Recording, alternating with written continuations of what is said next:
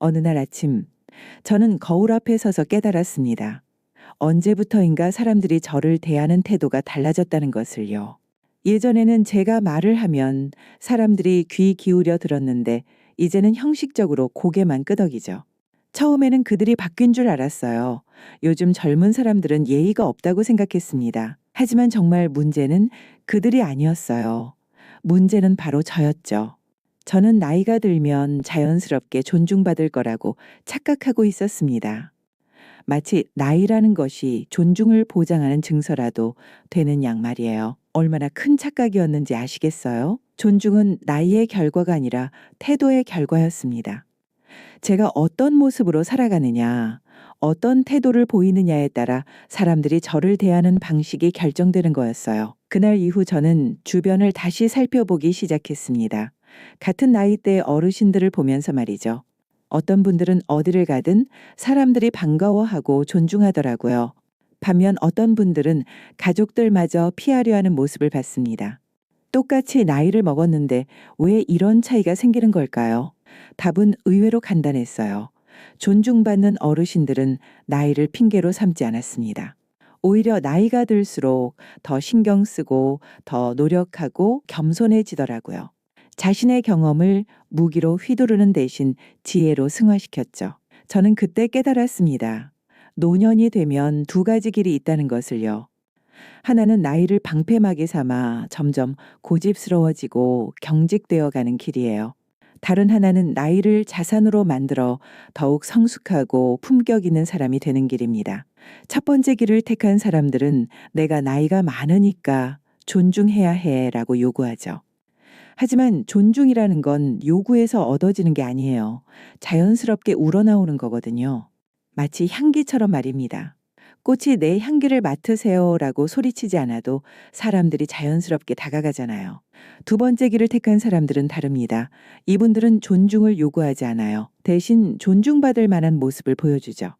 그러면 사람들이 자연스럽게 그 분들을 존중하게 되더라고요. 제가 만난 한 어르신 이야기를 해드릴게요. 동네에서 유명한 할아버지인데 이 넘은 나이에도 매일 아침 정장을 차려입고 나오세요. 구두도 반질반질 닦아서 신고요. 누가 시켜서가 아니라 본인이 스스로 그렇게 하시는 거예요. 사람들과 대화할 때도 항상 귀 기울여 들으시고 절대 자신의 이야기만 하지 않으세요. 그 할아버지가 어디를 가든 사람들이 먼저 인사를 드려요. 젊은 사람들도 그 앞에서는 자연스럽게 예의를 갖추게 되죠. 나이가 많아서가 아니라 그분이 보여주는 품격 때문이에요. 반대로 같은 아파트에 사는 다른 어르신은 어떨까요? 항상 운동복 차림에 슬리퍼를 신고 다니시고 만나면 불평불만부터 늘어놓으세요. 요즘 젊은 놈들은 내가 살던 시절 애는이라는 말로 대화를 시작하죠. 사람들이 그분을 피하는 건 당연한 일이었어요. 이 두 분의 차이점이 무엇인지 아시겠죠? 첫 번째 할아버지는 나이가 들어도 자신을 가꾸고 관리하려고 노력하세요. 두 번째 어르신은 나이를 핑계로 모든 걸 포기해버렸어요. 저는 그날부터 결심했습니다. 존중받는 노년을 보내기 위해서는 지금부터 준비해야 한다고 말이에요. 존중은 하루아침에 생기는 게 아니거든요. 매일매일의 작은 선택과 태도가 쌓여서 만들어지는 거예요. 나이가 든다는 건 경험이 쌓인다는 뜻이기도 하지만 동시에 고정관념도 쌓인다는 뜻이에요. 몸은 자연스럽게 늙어가지만 마음까지 늙게 할 것인지는 우리가 선택할 수 있습니다. 품격도 마찬가지죠. 나이가 들수록 품격이 떨어질 수도 있고 오히려 더 높아질 수도 있어요. 존중받는 노년의 비밀은 여기에 있습니다. 단순히 나이가 많다는 이유로 존중받으려 하지 않는 거예요. 대신 나이가 들수록 더욱 존중받을 만한 사람이 되려고 노력하는 겁니다. 그렇다면 구체적으로 어떤 원칙들을 지켜야 할까요? 어떤 태도를 가져야 할까요? 제가 직접 경험하고 관찰한 것들을 바탕으로 8가지 원칙을 정리해봤어요. 이 원칙들은 이론이 아니라 실제 삶에서 검증된 것들입니다. 첫 번째부터 8번째까지 각각의 원칙들이 어떻게 우리의 노년을 품격 있게 만들어주는지 하나씩 살펴보겠습니다. 그리고 이 원칙들을 통해 우리가 어떻게 자연스럽게 존중받는 어른이 될 수 있는지도 함께 알아보죠. 지금부터 어떤 자세를 지니느냐가 우리의 노년 품격을 만든다는 것을 기억하세요. 존중받는 노년은 저절로 오는 게 아니라 오늘 우리가 어떤 선택을 하느냐에 달려 있습니다. 사실 저도 처음에는 이런 생각을 받아들이기 어려웠어요. 평생 열심히 살아온 사람이 왜 노년에도 또 노력해야 하느냐고 생각했거든요. 이미 충분히 해왔는데 이제는 좀 편하게 살아도 되지 않을까 싶었습니다. 하지만 그런 생각 자체가 함정이었어요. 편하게 산다는 것과 아무것도 신경 쓰지 않는다는 건 전혀 다른 이야기거든요. 정말 편안한 노년은 사람들이 나를 반가워하고 존중할 때 오는 거예요. 혼자 있어도 외롭지 않고 누군가와 함께 있어도 부담스럽지 않은 그런 상태 말입니다. 제가 아는 한 어르신께서 이런 말씀을 하신 적이 있어요. 젊을 때는 실력으로 인정받지만 늙어서는 존중받는다고 말이죠. 정말 명언이라고 생각해요. 젊을 때는 뭔가를 할 수 있는 능력이 있으면 사람들이 인정해 주죠. 하지만 나이가 들면 능력보다는 그 사람의 됨됨이가 더 중요해집니다. 그런데 많은 분들이 이 사실을 놓치고 계세요. 여전히 과거의 성취나 지위에 매달려서 존중받으려고 하시거든요. 내가 옛날에 어떤 일을 했는데, 내가 젊었을 때는 이랬는데 라면서 말이에요. 하지만 사람들은 과거의 이야기보다는 지금 이 순간의 모습을 보고 판단합니다. 저는 이런 경험을 한 적이 있어요. 어떤 모임에서 한 어르신이 계속 자신의 과거 이야기만 하시는 거예요. 젊은 시절 얼마나 잘 나갔는지, 어떤 중요한 일을 했는지 끝없이 반복하셨죠. 처음에는 사람들이 관심 있게 들었지만 시간이 지날수록 지겨워하더라고요. 반면 다른 어르신은 자신의 과거 이야기는 거의 하지 않으셨어요. 대신 지금 하고 있는 일들, 새로 배우는 것들, 요즘 관심 있는 주제들에 대해 이야기하셨죠. 그분과 대화하면 시간 가는 줄 나이가 많으신데도 계속 성장하고 있다는 느낌을 받았거든요. 이 차이가 바로 존중받는 어른과 그렇지 못한 어른의 차이였습니다. 과거에 안주하는 사람과 현재를 살아가는 사람의 차이 말이에요. 나이가 든다는 것을 부정적으로만 볼 필요는 없어요. 물론 체력은 떨어지고 기억력도 예전 같지 않죠. 하지만 그 대신 얻는 것들도 많거든요. 인생 경험이라는 보물창고가 있고 여유라는 선물도 있습니다. 문제는 이런 장점들을 어떻게 활용하느냐예요. 경험을 무기로 휘두르면 꼰대가 되지만 지혜로 승화시키면 멘토가 됩니다. 여유를 게으름으로 만들면 나태해지지만 여유를 품격으로 만들면 우아해져요. 같은 재료라도 어떻게 요리하느냐에 따라 전혀 다른 음식이 나오는 것처럼 말입니다. 저는 요즘 이런 생각을 자주 해요. 나이가 든다는 건 마치 악기를 오래 연주한 연주자 같다고 말이에요. 처음에는 서툴렀지만 시간이 지나면서 점점 능숙해지죠. 하지만 여기서 중요한 건 연습을 멈추지 않는다는 거예요. 아무리 실력이 좋아도 연습을 게을리하면 실력이 떨어지거든요. 인생도 마찬가지인 것 같아요. 나이가 들어도 계속 연습해야 해요. 사람과 어울리는 연습, 새로운 것을 받아들이는 연습, 겸손해지는 연습 말입니다. 이런 연습들이 쌓여서 존중받는 어른이 되는 거죠. 물론 쉽지 않아요. 나이가 들수록 변화를 받아들이기 어려워지고 자신만의 방식에 고집스러워지기 쉬우니까요. 하지만 바로 그렇기 때문에 더욱 의식적으로 노력해야 한다고 생각해요. 존중받는 노년을 위한 8가지 원칙들은 모두 이런 철학에서 출발합니다. 나이는 숫자에 불과하고 정말 중요한 건 그 숫자를 어떻게 채워 나가느냐라는 거예요. 매일매일의 작은 선택들이 모여서 결국 우리가 어떤 어른이 될지를 결정하게 됩니다. 앞으로 살펴볼 원칙들은 거창한 이론이 아니에요.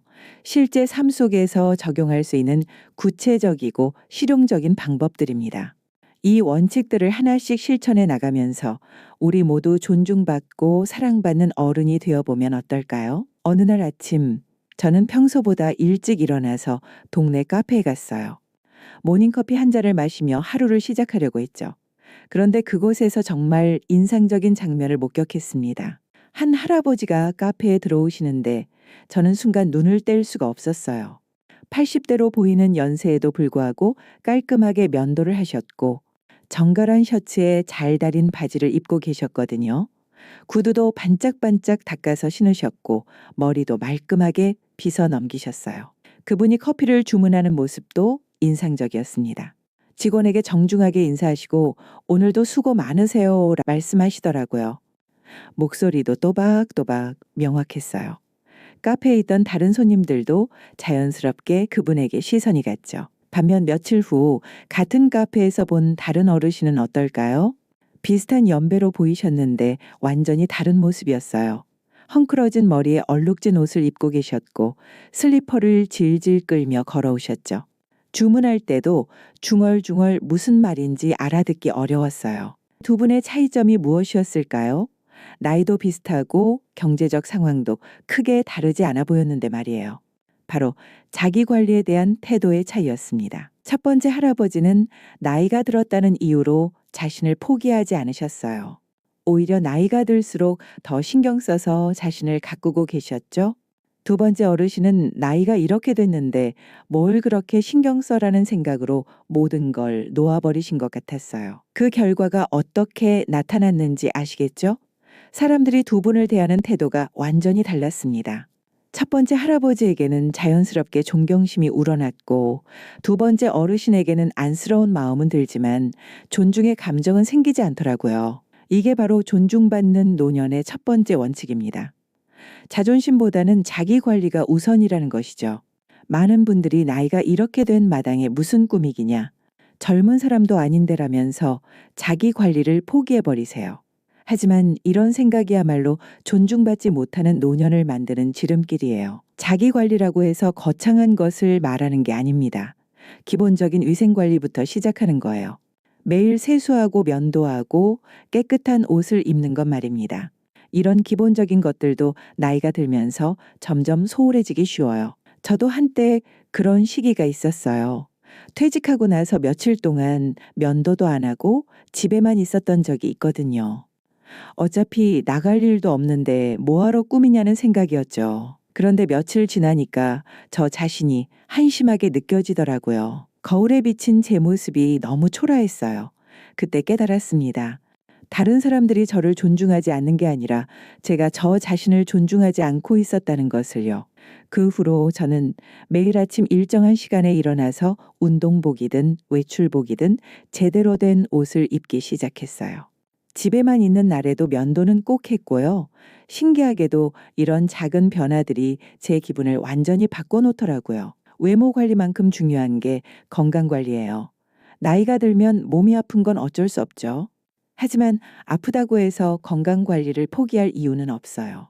오히려 더 신경 써야 할 때거든요. 제가 아는 한 어르신은 당뇨와 고혈압이 있으시지만 매일 정해진 시간에 산책을 나가세요. 약도 빠뜨리지 않고 드시고 식단도 철저하게 관리하시죠. 덕분에 같은 나이 또래보다 훨씬 건강하게 지내고 계세요. 반면 다른 어르신은 몸이 아프다는 핑계로 아무것도 하지 않으려 하세요. 약 먹는 것도 까먹고 운동은 엄두도 내지 않으시죠. 당연히 건강이 더 나빠지고 그러면 더욱 의욕을 잃게 되는 악순환에 빠져 계세요. 건강관리에서 가장 중요한 건 꾸준함이에요. 거창한 운동을 할 필요는 없어요. 매일 조금씩이라도 몸을 움직이고 규칙적으로 생활하는 것만으로도 충분합니다. 말투와 언어 습관도 자기 관리의 중요한 부분이에요. 나이가 들수록 말이 거칠어지거나 부정적인 표현을 많이 쓰게 되기 쉬워요. 요즘 젊은 놈들은 세상이 어떻게 되어가는지 모르겠다는 식의 말들 말이에요. 하지만 이런 말들이 얼마나 사람들을 멀어지게 하는지 모르시는 분들이 많아요. 특히 젊은 세대들은 이런 말을 들으면 또 저러시네 하며 귀를 닫아버리죠. 저는 의식적으로 긍정적인 표현을 쓰려고 노력해요. 같은 내용이라도 어떻게 표현하느냐에 따라 듣는 사람의 기분이 달라지거든요. 예를 들어 요즘 젊은 사람들은 예의가 없어라고 말하는 대신 우리 때와는 표현 방식이 다르네라고 말하는 식으로요. 목소리 톤도 중요해요. 나이가 들면 목소리가 작아지거나 불분명해지기 쉬운데 이런 것들도 관리할 수 있어요. 의식적으로 또박또박 말하려고 노력하고 적당한 크기의 목소리를 유지하는 거죠. 생활 습관도 자기 관리의 일부입니다. 규칙적인 수면, 정시 식사, 깔끔한 주변 정리 같은 것들이요. 이런 기본적인 것들이 흐트러지면 전체적인 삶의 질이 떨어져요. 저는 매일 저녁 다음날 입을 옷을 미리 준비해둬요. 작은 일이지만 아침에 일어났을 때 하루를 깔끔하게 시작할 수 있어서 좋더라고요. 침실 정리, 화장실 청소 같은 것들도 매일매일 조금씩 하려고 노력해요. 가장 중요한 건 마음의 관리예요. 외적인 관리도 중요하지만 결국은 내면의 상태가 밖으로 드러나거든요. 우울하고 부정적인 마음을 가지고 있으면 아무리 외모를 꾸며도 매력이 없어져요. 마음의 관리를 위해서는 새로운 취미를 찾거나 관심 분야를 개발하는 게 좋아요. 독서, 영화 감상, 음악 듣기 같은 문화 활동도 도움이 되고요. 무엇보다 사람들과의 만남을 게을리하지 않는 게 중요합니다. 자기 관리라는 게 남을 위해서 하는 게 아니에요. 결국은 자신을 위한 거거든요. 자신을 소중히 여기는 마음에서 출발하는 거죠. 그런 마음이 있어야 다른 사람들도 나를 소중히 여기게 됩니다. 늙음은 자연이 주는 것이지만 초라해지는 건 스스로 선택하는 것이라는 말이 있어요. 정말 맞는 말이에요. 나이가 든다고 해서 자동으로 초라해지는 게 아니거든요. 자신을 포기할 때 초라해지는 거죠. 존중받는 노년을 위한 첫걸음은 바로 여기서 시작됩니다. 나이를 핑계로 자신을 방치하지 않는 것, 매일매일 자신을 가꾸고 관리하는 것 말이에요. 이런 작은 노력들이 쌓여서 결국 존중받는 어른이 되는 토대가 됩니다. 며칠 전 동네 카페에서 흥미로운 대화를 들었어요. 한 테이블에서는 할아버지 한 분이 대학생 손녀와 이야기를 나누고 계셨고, 다른 테이블에서는 또 다른 어르신이 젊은 직장인과 만나 있었어요. 두 대화의 분위기가 완전히 달랐습니다. 첫 번째 테이블의 할아버지는 손녀가 하는 말에 고개를 끄덕이며 귀를 기울이고 계셨어요. 요즘 취업이 정말 힘들어요. 새로운 프로젝트 때문에 스트레스 받아요라고 하는 손녀의 말에 그렇구나. 많이 힘들겠네 라고 공감해 주시더라고요. 손녀도 편안한 표정으로 자신의 이야기를 계속해 나갔죠. 반면 두 번째 테이블은 어떨까요? 젊은 직장인이 뭔가 말을 시작하려고 하면 어르신이 바로 끼어드시는 거예요. 그건 말이야, 내가 젊었을 때는 말이다라면서 자신의 경험담과 조언을 늘어놓으시죠. 젊은 직장인의 얼굴에는 점점 지친 기색이 역력했어요. 이 장면을 보면서 저는 깊이 생각해 봤습니다. 똑같이 나이가 많은 어르신인데 왜 이렇게 다른 반응을 받을까요?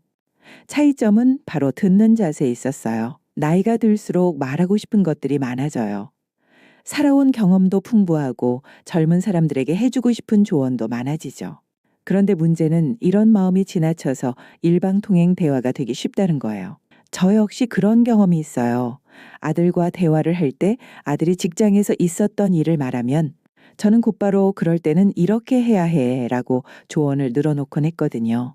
아들의 표정이 점점 어두워지는 것도 모르고 말이에요. 어느 날 아들이 저에게 이렇게 말했어요. 아빠, 저는 해답을 구하는 게 아니라 그냥 들어주셨으면 해요. 그 말에 저는 깜짝 놀랐습니다.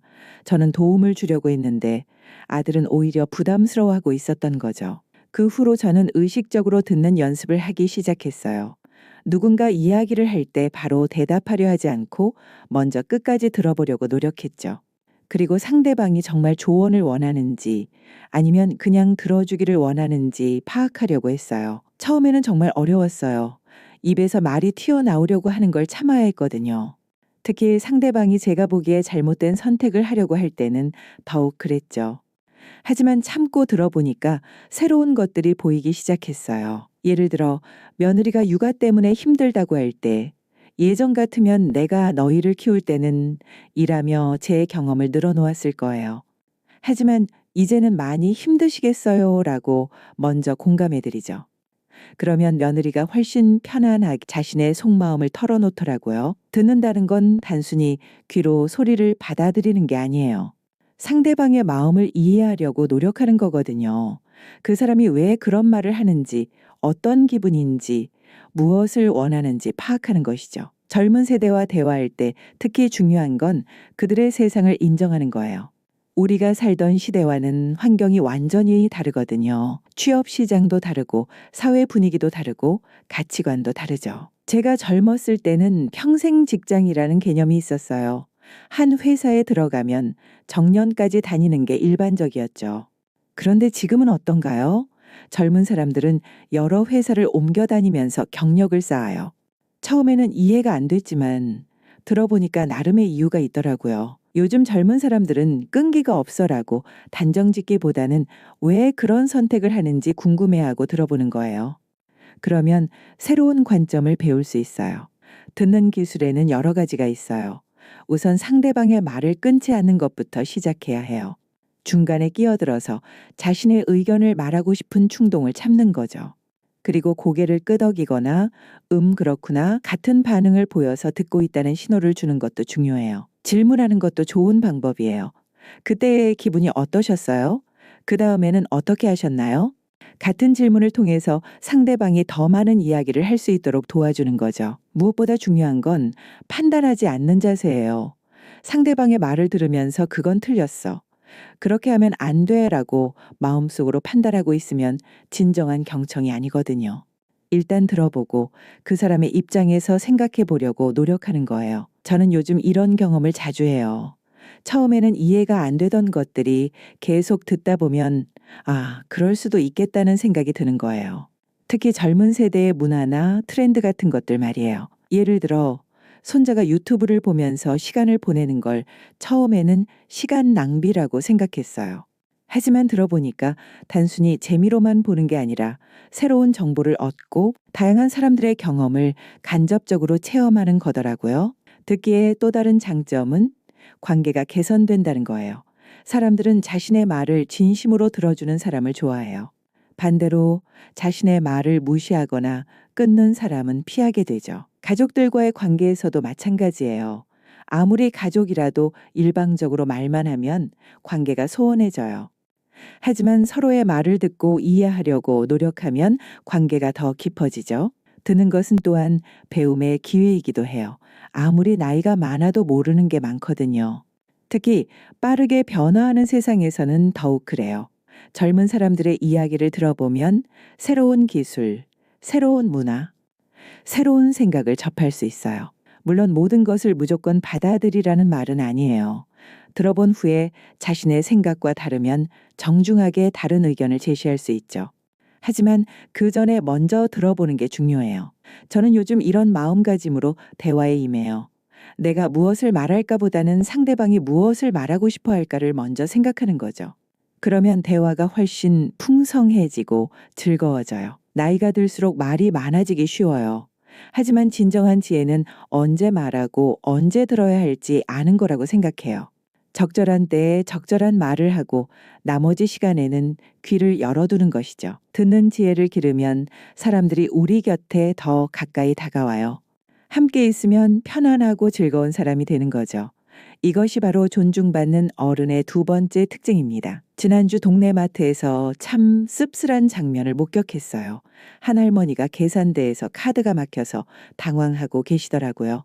옆에 있던 중년 남성, 아마 아들로 보이는데 그분이 짜증스러운 표정으로 어머니, 또 그러세요. 말했잖아요. 카드 말고 현금 쓰시라고 라고 말하는 거예요. 할머니는 작은 목소리로 돈이 좀 부족해서 라고 말씀하시더니 결국 아들에게 손을 벌리셨어요. 아들은 한숨을 쉬며 돈을 건네주었지만 그 표정에서는 부담스러워하는 기색이 역력했습니다. 그 장면을 보면서 제 마음이 정말 무거워졌어요. 평생 자식을 기르고 뒷바라지하며 살아오신 분이 이런 상황에 처하게 되다니. 하지만 동시에 이런 생각도 들었습니다. 이런 상황이 과연 할머니에게만 책임이 있을까요? 며칠 후 같은 마트에서 또 다른 어르신을 봤어요. 이분은 장바구니에 필요한 것들을 담고 계산을 하시는데 카드로 깔끔하게 결제를 마치시더라고요. 직원에게도 수고하세요라고 인사하시고 여유 있는 모습으로 마트를 나가셨어요. 두 분의 차이점이 무엇이었을까요? 바로 경제적 독립성이었습니다. 첫 번째 할머니는 경제적으로 자녀에게 의존하고 계셨고 두 번째 어르신은 자신의 경제력으로 필요한 것들을 해결하고 계셨죠. 이게 바로 존중받는 노년의 세 번째 원칙입니다. 경제적 독립이야말로 진정한 독립의 기초가 되거든요. 아무리 다른 면에서 훌륭한 어른이라도 경제적으로 자녀에게 의존하게 되면 관계에 미묘한 변화가 생겨요. 저 역시 이런 고민을 깊이 해본 적이 있어요. 퇴직 후 연금과 저축으로 생활하고 있는데 가끔 목돈이 필요할 때면 아이들에게 도움을 요청해야 하는 상황이 생기거든요.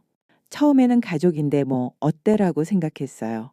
하지만 시간이 지나면서 느낀 건 돈을 빌릴 때마다 제 목소리가 작아진다는 거였어요. 아이들 앞에서 당당하지 못한 제 자신을 발견하게 되더라고요. 그리고 아이들도 처음에는 기꺼이 도와주었지만 점점 부담스러워하는 게 느껴졌어요.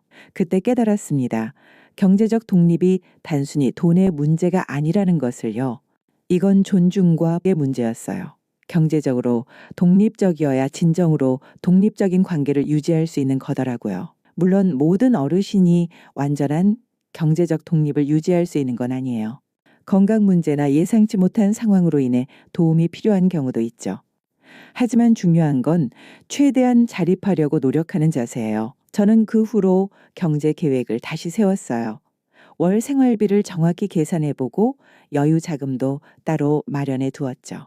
큰 지출이 예상될 때는 미리미리 준비하려고 노력해요. 당장 필요한 게 있어도 충동적으로 아이들에게 손을 벌리지 않고 계획을 세워서 해결하려고 해요. 경제적 독립에는 여러 측면이 있어요. 우선 기본 생활비를 스스로 해결할 수 있어야 하고 의료비나 여가 비용도 어느 정도는 감당할 수 있어야 해요. 그리고 예상치 못한 상황에 대비한 여유 자금도 있으면 좋죠. 하지만 여기서 더 중요한 게 네 번째 원칙입니다. 바로 요구하지 않는 경제적으로 독립적이라고 해도 가족이나 주변 사람들에게 이것저것 요구한다면 존중받기 어려워져요. 제가 아는 한 어르신은 경제적으로는 여유가 있으시지만 항상 자녀들에게 뭔가를 요구하세요. 주말마다 와라. 손자들 데리고 와라. 이거 해줘. 저거 해줘 하면서 말이에요. 처음에는 자녀들이 잘 따라주었지만 시간이 지나면서 점점 부담스러워 하더라고요. 요구한다는 것 자체가 나쁜 건 아니에요. 가족이니까 서로 도움을 주고받는 건 당연하죠. 하지만 일방적으로 요구만 한다면 문제가 되는 거예요. 특히 상대방의 상황을 고려하지 않고 자신의 필요만 내세운다면 더욱 그래요. 저는 이런 원칙을 세웠어요. 가족들에게 뭔가를 부탁할 때는 먼저 그들의 상황을 물어본다는 거예요. 바쁘지 않으면, 시간 될 때, 괜찮으면이라는 말을 꼭 앞에 붙이려고 해요. 그리고 거절당해도 서운해하지 않으려고 노력하죠. 요구하지 않는 품격의 핵심은 절제에 있어요. 하고 싶은 말이 있어도 참고 해달라고, 하고 싶은 일이 있어도 꼭 필요한 것만 요청하는 거예요.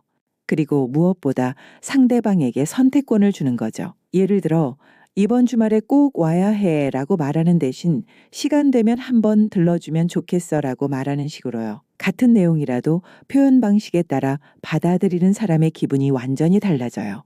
또 다른 중요한 점은 베푸는 마음을 갖는 거예요. 받기만 하려고 하면 관계가 불균형해져요. 하지만 줄 수 있는 것들을 찾아서 먼저 베풀면 관계가 훨씬 건강해지죠. 돈이 아니어도 줄 수 있는 것들이 많아요. 시간, 관심, 경험, 지혜 같은 것들 말이에요.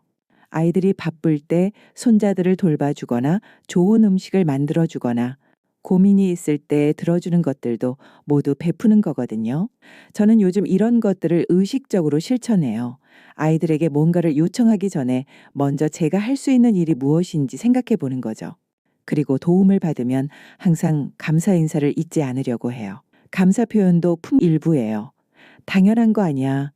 가족인데 뭘 고마워해 라는 식으로 생각하면 관계가 메말라져요.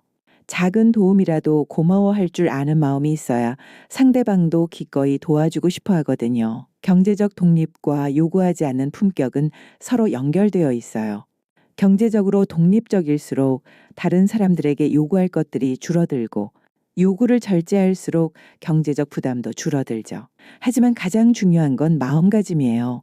내가 많은 것을 해줬으니까 이 정도는 받아도 되지 않을까라는 생각보다는 내가 지금 할 수 있는 것은 무엇일까를 먼저 생각하는 거예요. 이런 자세를 갖고 있으면 사람들이 자연스럽게 우리를 존중하게 돼요. 부담스럽지 않고 함께 있으면 편안한 어른이 되는 거죠. 경제적으로도 정신적으로도 독립적인 모습을 보일 때 진정한 존경심이 우러나오게 됩니다. 물론 완벽할 필요는 없어요. 때로는 도움이 필요하고 때로는 무언가를 요청해야 할 상황도 생기죠.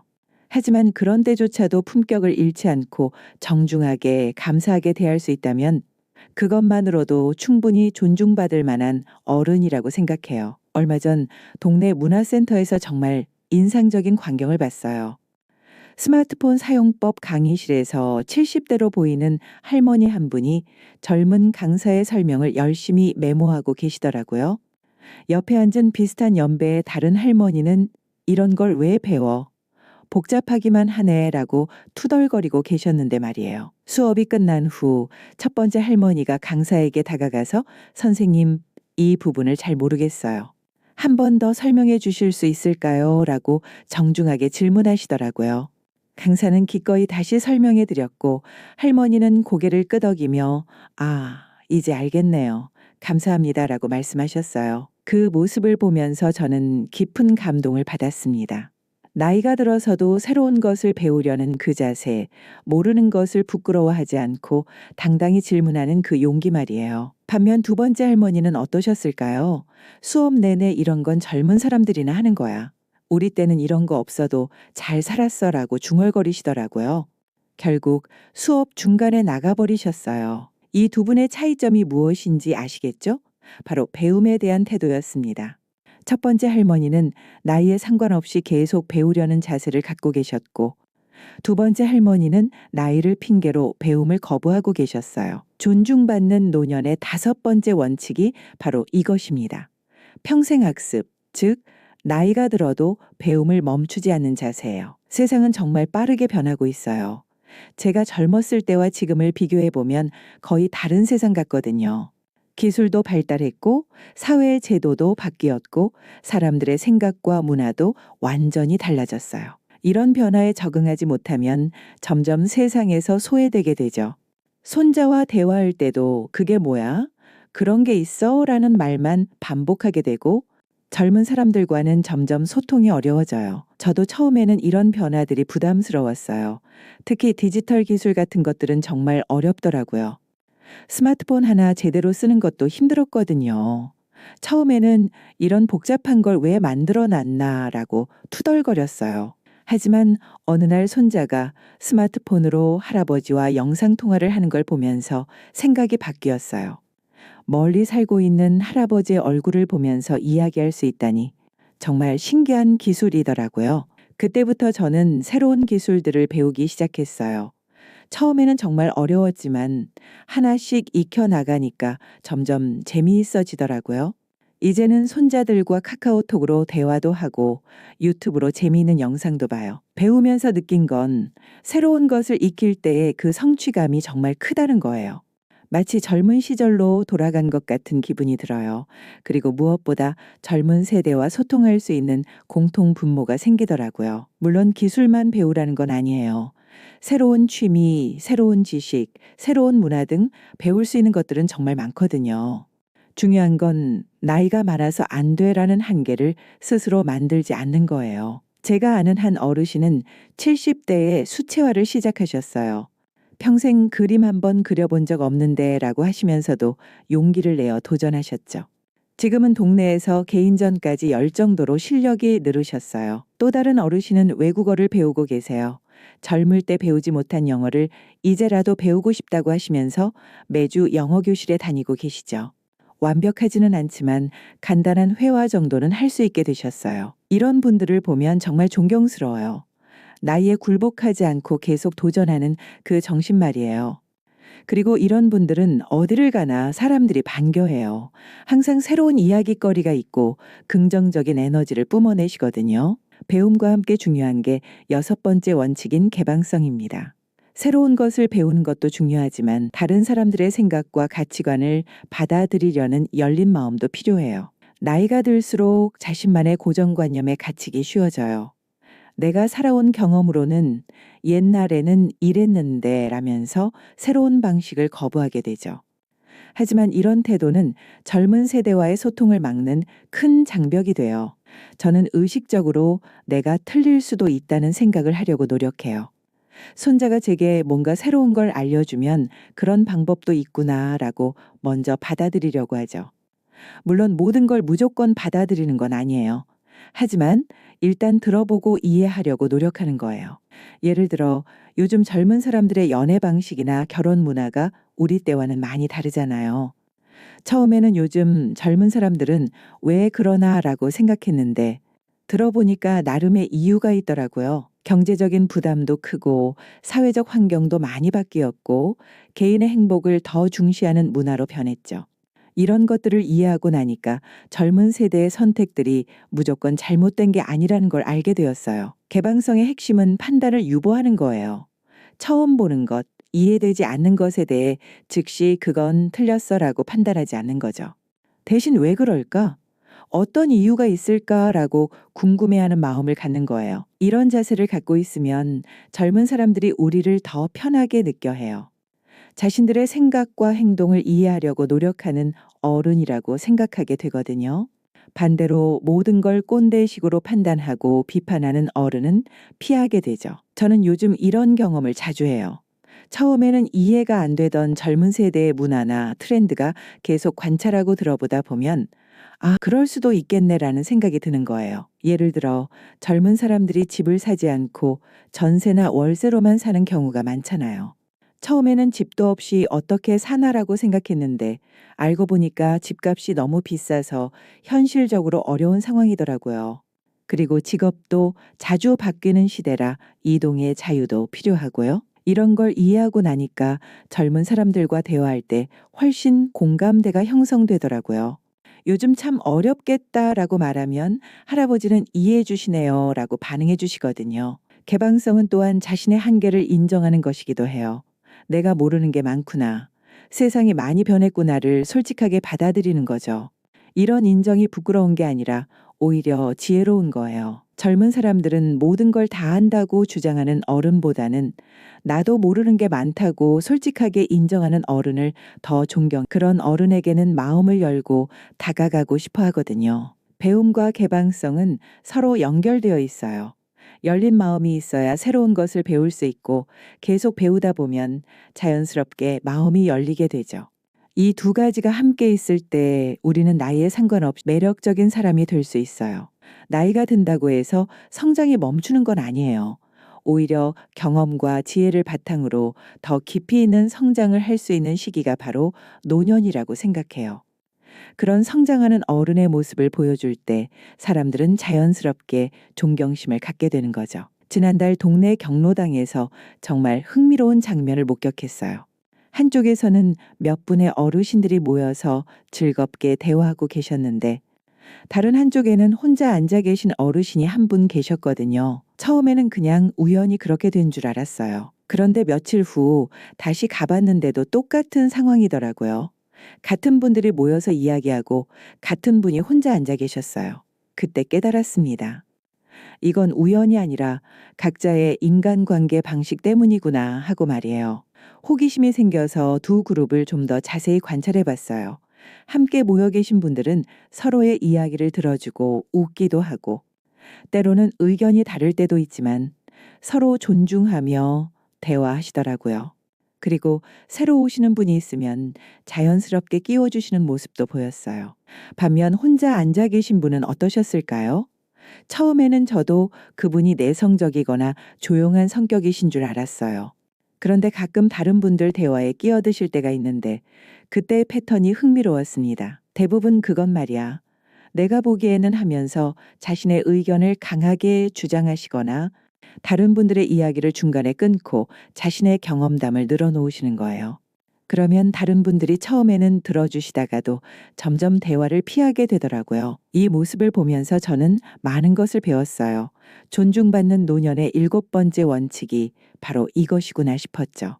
인간관계의 균형을 잘 잡는 것이야말로 정말 중요한 능력이라는 걸 깨달았습니다. 인간관계의 균형이라는 게 복잡해 보이지만 사실은 간단해요. 주고받는 관계를 만드는 거거든요.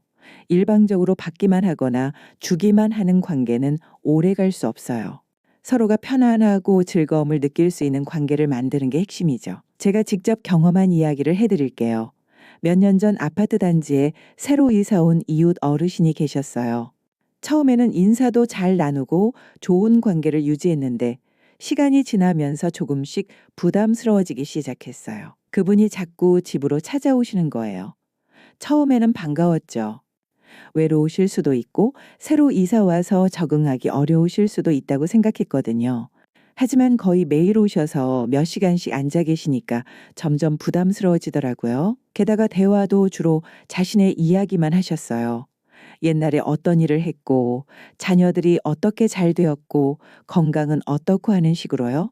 저나 아내의 안부는 형식적으로 묻고 정작 저희 이야기는 별로 듣지 않으시더라고요. 몇 달 지나니까 저희 부부가 그분을 피하게 되더라고요.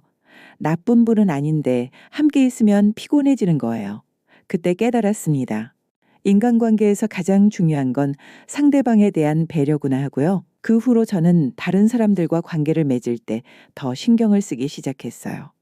우선 상대방의 상황을 먼저 고려하려고 노력했죠.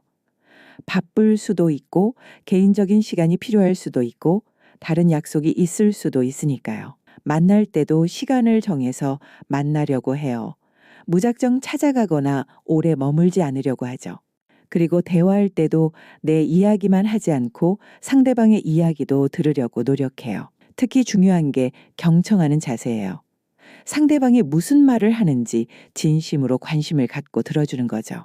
그러면 상대방도 저와 대화하는 것을 즐겁게 느끼시더라고요. 인간관계의 균형에서 또 중요한 건 다양한 관계를 유지하는 거예요. 한 사람에게만 의존하거나 집착하면 그 사람이 부담스러워해요. 여러 사람들과 적당한 거리감을 유지하면서 건강한 관계를 맺는 게 중요하죠. 저는 요즘 이런 식으로 관계를 관리해요. 가족들과는 너무 자주 연락하지 않되 가끔씩 안부를 묻고 도움이 필요할 때는 기꺼이 도와드리려고 해요. 친구들과는 정기적으로 만나되 서로의 개인 시간도 존중하죠. 이웃들과도 적당한 관계를 유지하려고 노력해요. 너무 가깝게 지내면 문제가 생기기 쉽고 너무 멀리하면 외로워지거든요.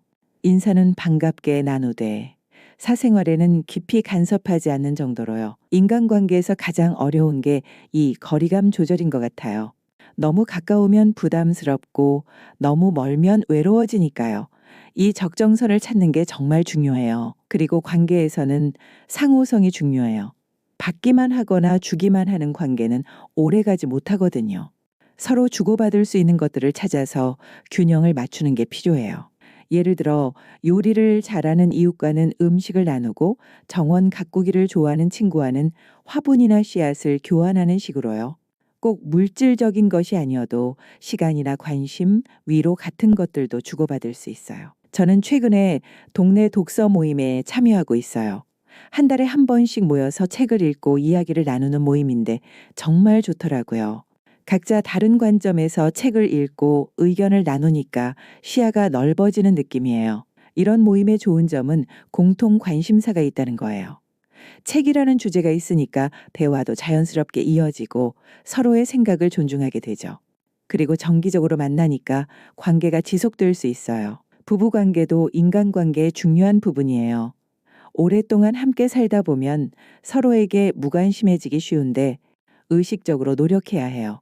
상대방에게 관심을 갖고 고마움을 표현하고 함께 할 수 있는 활동을 찾는 거죠. 저와 아내는 요즘 함께 산책을 다녀요. 특별한 건 아니지만 함께 걷다 보면 자연스럽게 대화도 나누게 되고 서로에 대해 새롭게 알게 되는 것들도 있어요. 손자, 손녀들과의 관계도 중요하죠. 하지만 여기서도 균형이 필요해요. 너무 간섭하면 부담스러워하고 너무 무관심하면 관계가 소원해져요.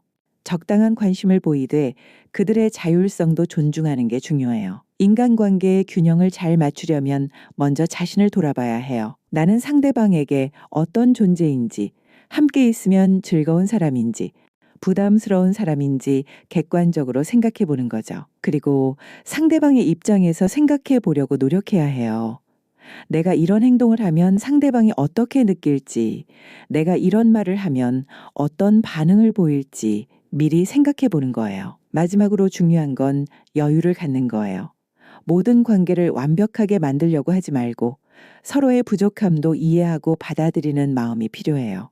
그런 여유가 있을 때 진정으로 편안하고 지속 가능한 관계를 만들 수 있어요. 균형 잡힌 인간관계를 유지하는 어른은 어디를 가든 환영받아요.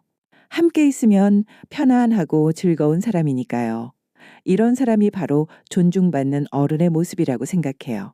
얼마 전 동네 카페에서 두 어르신의 대화를 들었어요.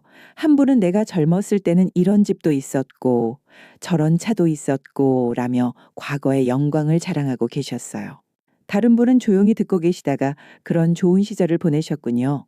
지금은 어떠세요? 라고 물으시더라고요. 첫 번째 분은 지금은 뭐, 다 옛날이야 라며 아쉬워하시는 반면 두 번째 분은 저는 지금이 더 좋아요.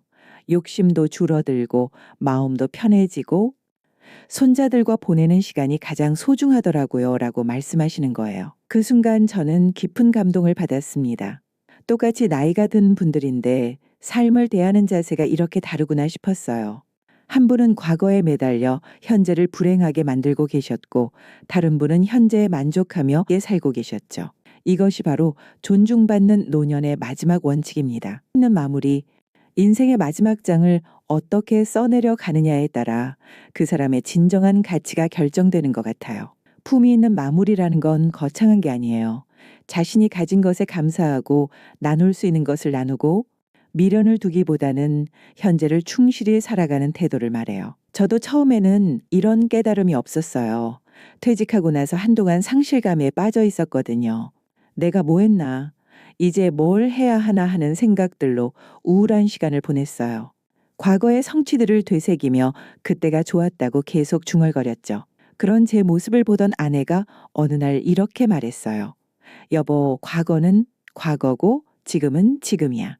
지금도 충분히 좋잖아. 그 말이 저에게 큰 전환점이 되었어요. 그 후로 저는 생각을 바꿔보기 시작했어요. 퇴직이 끝이 아니라 새로운 시작이라고 생각하는 거죠. 젊었을 때는 할 수 없었던 것들을 이제야 할 수 있게 되었다고 말이에요. 시간적 여유가 생겼으니 책을 천천히 읽을 수 있고 산책도 마음껏 할 수 있고 가족들과 더 많은 시간을 보낼 수 있게 되었어요. 이런 것들이 얼마나 소중한 선물인지 깨닫게 되더라고요. 품위 있는 마무리의 첫 번째 특징은 감사하는 마음이에요. 지금까지 살아온 인생에 대해, 지금 가지고 있는 것들에 대해 감사하는 거죠. 부족한 것을 한탄하기보다는 가진 것에 만족하는 마음 말이에요. 건강이 예전 같지 않다고 불평할 수도 있지만 아직 걸을 수 있고 볼 수 있고 들을 수 있다는 것만으로도 감사한 일이에요. 경제적으로 여유롭지 않을 수도 있지만 하루 세 끼 챙겨 먹을 수 있고 따뜻한 집에서 잘 수 있다는 것도 큰 축복이죠. 두 번째는 나누는 마음이에요. 지금까지 쌓아온 경험과 지혜, 그리고 물질적인 것들을 후세에게 나누어 주는 거예요. 하지만 여기서 중요한 건 억지로 나누어 주려 하지 않는다는 거예요. 예를 들어, 내가 이렇게 살아봤으니 너희도 이렇게 살아야 해 라고 강요하는 건 나눔이 아니라 강압이에요. 진정한 나눔은 상대방이 필요로 할 때 조용히 건네주는 거죠. 저는 손자들에게 제 경험을 이야기해 줄 때도 조심스럽게 해요. 할아버지 생각에는 이라는 말을 앞에 붙여서 이건 제 개인적인 경험이고 의견이라는 걸 분명히 하죠. 그들이 받아들일지 말지는 그들의 선택이라고 생각해요. 물질적인 나눔도 마찬가지예요. 자녀들이나 손자들에게 뭔가를 해주고 싶은 마음은 있지만 그들의 상황과 의사를 먼저 고려해요. 일방적으로 주는 것보다는 정말 필요할 때 도움이 되는 방식으로 나누려고 하죠. 세 번째는 미련을 두지 않는 것이에요. 과거에 대한 아쉬움이나 후회보다는 지금 이 순간을 소중히 여기는 마음 말이에요. 그때 이렇게 했다면, 저때 저렇게 했다면 하는 생각들을 내려놓는 거죠. 물론 쉽지 않아요. 살아보니 후회되는 일들이 한두 가지가 아니거든요.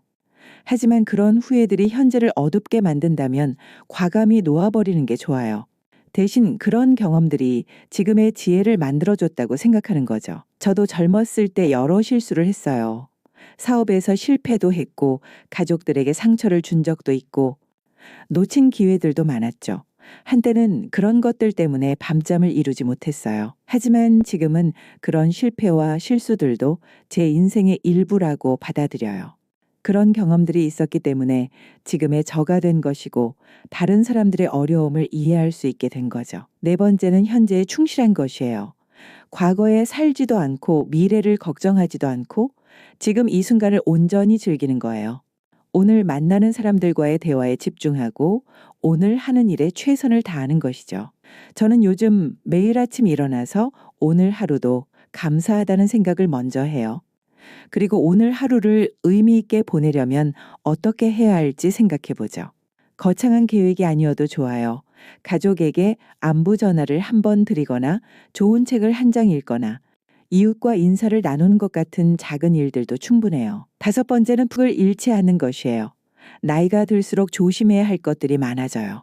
건강이 나빠져도, 경제적으로 어려워져도, 외로워져도 품격을 잃으면 안 되거든요. 건 거창한 게 아니에요. 기본적인 예의를 지키고 다른 사람을 존중하고 자신의 감정을 절제하는 것이에요. 화가 나도 함부로 말하지 않고 속상해도 다른 사람 탓하지 않고 어려워도 당당함을 잃지 않는 것이죠. 저는 병원에서 이런 어르신을 본 적이 있어요. 중병을 앓고 계시면서도 간병해주는 가족들에게 항상 고맙다, 미안하다고 말씀하시더라고요. 아프시면서도 다른 환자들을 배려하고 의료진들에게도 정중하게 대하시는 모습이 정말 인상적이었어요. 마지막으로 중요한 건 희망을 잃지 않는 것이에요. 나이가 들수록 죽음이 가까워지는 건 사실이지만 그렇다고 포기할 이유는 없어요. 남은 시간이 얼마든 그 시간을 의미 있게 보낼 수 있거든요. 제가 아는 한 어르신은 90이 넘은 나이에도 매일 일기를 쓰고 계세요. 언젠가 증손자들이 읽어볼 수도 있지 않겠냐고 하시면서요. 그런 모습을 보면서 정말 존경스러움을 느꼈어요. 품위 있는 마무리를 하는 사람은 주변 사람들에게 함께 있고 싶은 어른으로 기억돼요. 무거운 존재가 아니라 따뜻한 존재, 부담스러운 존재가 아니라 소중한 존재로 남게 되는 거죠. 결국 존중받는 노년이라는 것은 이런 것 같아요. 나이만 많은 사람이 아니라 나이에 걸맞은 지혜와 품격을 갖춘 사람. 과거의 영광에 기대지 않고 현재를 충실히 살아가는 사람. 자신만 생각하지 않고 다른 사람들과 조화롭게 어울리는 사람. 그런 어른이 되기 위해서는 오늘부터 시작해야 해요. 나이가 들어서 갑자기 품격이 생기는 건 아니거든요.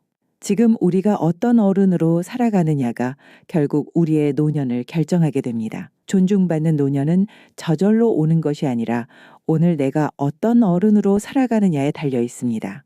8가지 원칙을 하나씩 실천해 나가면서 우리 모두 품격 있고 존중받는 어른이 되어 보면 어떨까요? 지금까지 나의 마음노트였습니다.